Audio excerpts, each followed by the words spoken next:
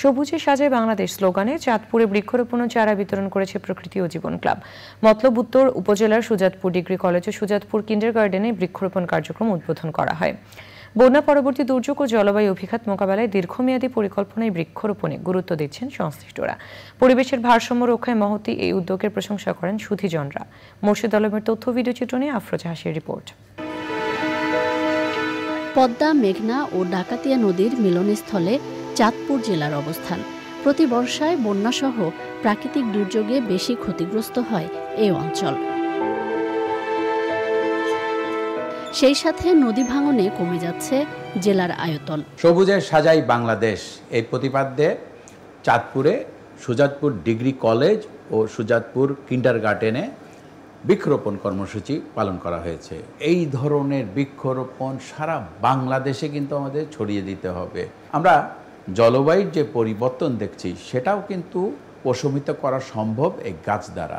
আমরা এই গাছ যে লাগাচ্ছি, এই গাছের কিন্তু পরিচর্যার একটা ব্যাপার আছে। এই গাছকে কিন্তু শুধু লাগালেই হবে না, গাছটা একটা পর্যায় পর্যন্ত যতক্ষণ না বড় হবে ততক্ষণ আমাদের কিন্তু খেয়াল রাখতে হবে গাছটা যেন নষ্ট না হয়, অন্য কোনো প্রাণী যাতে একে খেয়ে না ফেলে এবং নষ্ট না করে, সেটাও কিন্তু আমাদের খেয়াল রাখতে হবে। সুতরাং গাছ শুধু রোপণ করলে হবে না, গাছের পরিচর্যাও করতে হবে। আসুন আমরা সারা বাংলাদেশে এই বৃক্ষরোপণ কর্মসূচি এগিয়ে নিয়ে যাই এবং এই বাংলাদেশটাকে সবুজে সাজিয়ে ফেলি। পরিবেশ বিষয়ে সচেতনতা তৈরিতে শিক্ষার্থীদের বনজ, ফলজ ও ওষুধি গাছের চারা দেওয়া হয়। এই গাছ আমরা নিয়েছি, সবাই নিজেদের বাসায় নিয়ে লাগাবো। আমরা সবাইকে গাছ লাগাতে উৎসাহিত করব। প্রকৃতি ও জীবন লাভকে ধন্যবাদ আমাকে গাছ দেওয়ার জন্য। আমরা গাছ পেয়ে অনেক খুশি, আমরা বাড়িতে গাছ লাগাবো।